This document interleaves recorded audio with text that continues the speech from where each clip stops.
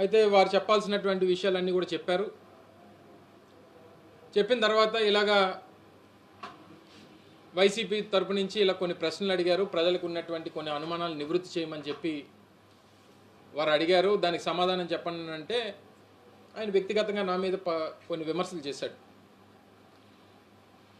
సరే, దాని జోలికి నేను వెళ్ళను, కానీ సరే ఆయన నన్ను గుడ్ అంటాడు, నేను ఆయన పప్పు అంటాను, దీనివల్ల పెద్దగా రాష్ట్ర ప్రజలకు ఉపయోగం ఉండదు అనేటువంటిది నా వ్యక్తిగతమైనటువంటి అభిప్రాయం. దాని జోలికి కూడా నేను వెళ్ళను.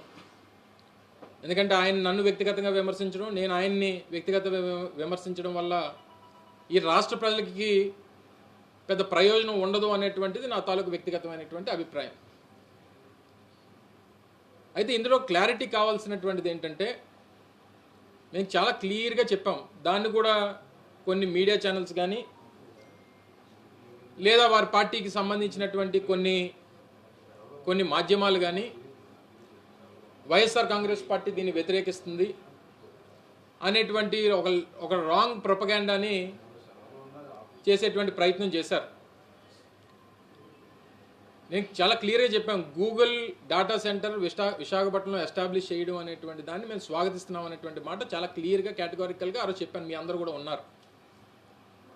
అయితే ఏర్పాటు చేసేటువంటి క్రమంలో ఈ రాష్ట్ర ప్రభుత్వం ఇచ్చేటువంటి 22,500 కోట్ల రూపాయల ఇన్సెంటివ్స్తో పాటు వారికి ఇచ్చేటువంటి ప్రయోజనాలు అన్నీ కూడా చాలా క్లియర్గా జీవో రూపంలో ఏదైతే ఉందో అవన్నీ కూడా ప్రజలకు చెప్పేటువంటి ప్రయత్నం చేసాం. ప్రజలు కూడా అవన్నీ కూడా తెలుసు. సరే, ఒక రాష్ట్ర ప్రభుత్వం రాష్ట్ర ప్రయోజనాలన్నింటి కూడా పక్కన పెట్టి ఒక సంస్థకి భూములు ఇచ్చి రాయితీలు ఇచ్చి ఇవన్నీ ఇచ్చేసినప్పుడు మన రాష్ట్రానికి వచ్చేటువంటి ఉపయోగం నిరుద్యోగ యువతకి ఉపాధి అవకాశాలు కల్పించేటువంటిది, రెండు రాష్ట్రానికి సంబంధించినటువంటి రెవెన్యూ జనరేషన్, ఇవి ప్రధానమైనటువంటి అంశాలు.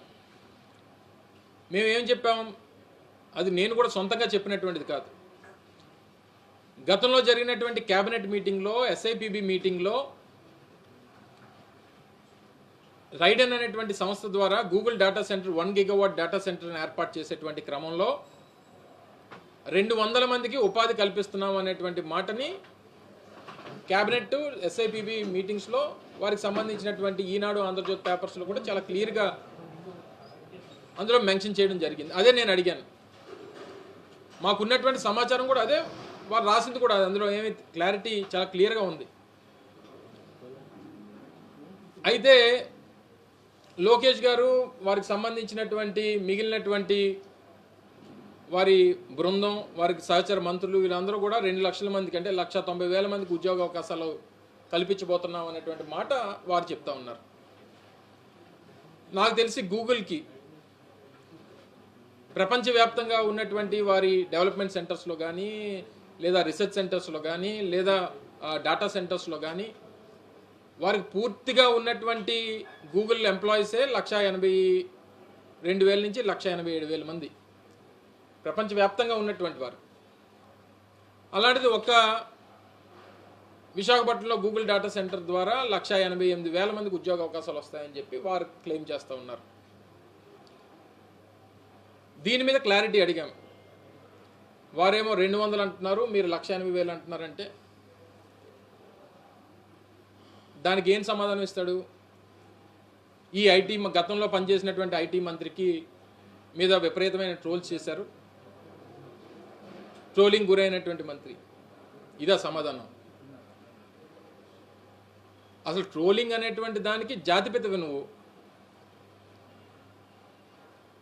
దానికి సమాధానం చెప్పకుండా దేనికి పనికి వస్తా చెప్పు. సరే, ఇప్పుడు మళ్ళీ నేను కూడా దాని జోలికి వెళ్ళదలుచుకోలే.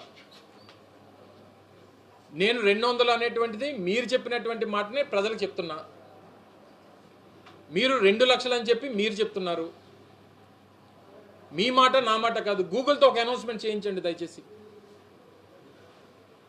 గూగుల్తో ఇన్ని లక్షల మందికి ఉద్యోగాలు వస్తాయని చెప్పి గూగుల్తో అనౌన్స్మెంట్ చేయించండి.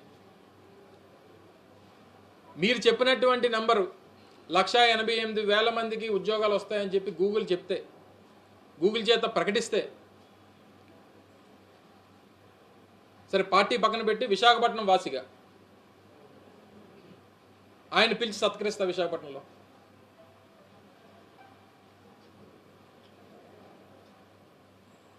ప్రపంచవ్యాప్తంగా 1,88,000 మంది ఉన్నటువంటి గూగుల్ సంస్థకి ఒక విశాఖపట్నంలో డేటా సెంటర్ ద్వారానే 1,88,000 మందికి ఉపాధి కల్పిస్తానని చెప్పి మీరు చెప్తా ఉంటే నమ్మశక్యంగా ప్రజలకు ఉండాలి కదా అనేటువంటిది మా ప్రశ్న. ఇందులో మేమేమి డేటా సెంటర్ వద్దనట్లేదు. ఇన్ఫ్యాక్ట్ డేటా సెంటర్స్కి అలా బాట వేసింది, అసలు పైనీర్ చేసింది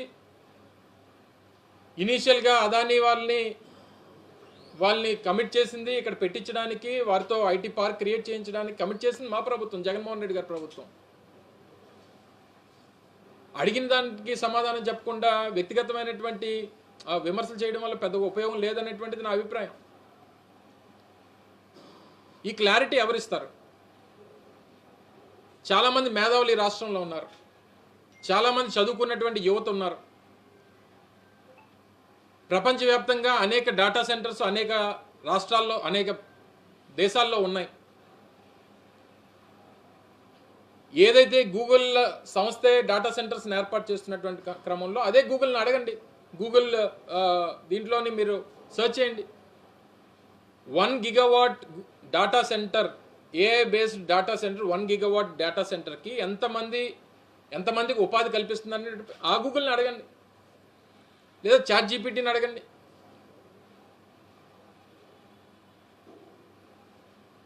ఎల్పాసో అనేటువంటి ఒక ప్రాంతం అమెరికాకి సదర్న్ టిప్లో, మెక్సికోకి అమెరికాకి బోర్డర్లో ఎల్పాసో అనేటువంటి ఒక సిటీలో మెటా వాళ్ళు 1 గిగావాట్ డేటా సెంటర్ని ఏర్పాటు చేస్తూ ఉన్నారు. కన్స్ట్రక్షన్ స్టార్ట్ అయింది. 2028 సంవత్సరం కల్లా అది ప్రారంభం కాబోతూ ఉంది. వారి ఎస్టిమేటెడ్ ఎంప్లాయీస్ ఎంతో తెలుసా మీకు? ఆ డేటా సెంటర్లో పనిచేసేటువంటి దానికి డైరెక్ట్ ఎంప్లాయ్మెంట్ ఎస్టిమేషన్ ఎంతనంటే 100 నుంచి 150 మంది. ఇది నేను చెప్పినటువంటి నెంబర్స్ కాదు, ఆ సంస్థ చెప్పినటువంటివి. మీరు చెప్తున్నటువంటి ఏదైతే ఈ గూగుల్ సంస్థ, ఆ గూగుల్ సెర్చ్ ఇంజిన్లో మీరు వెళ్ళి అడిగితే చెప్పేటువంటి సమాధానం ఇది.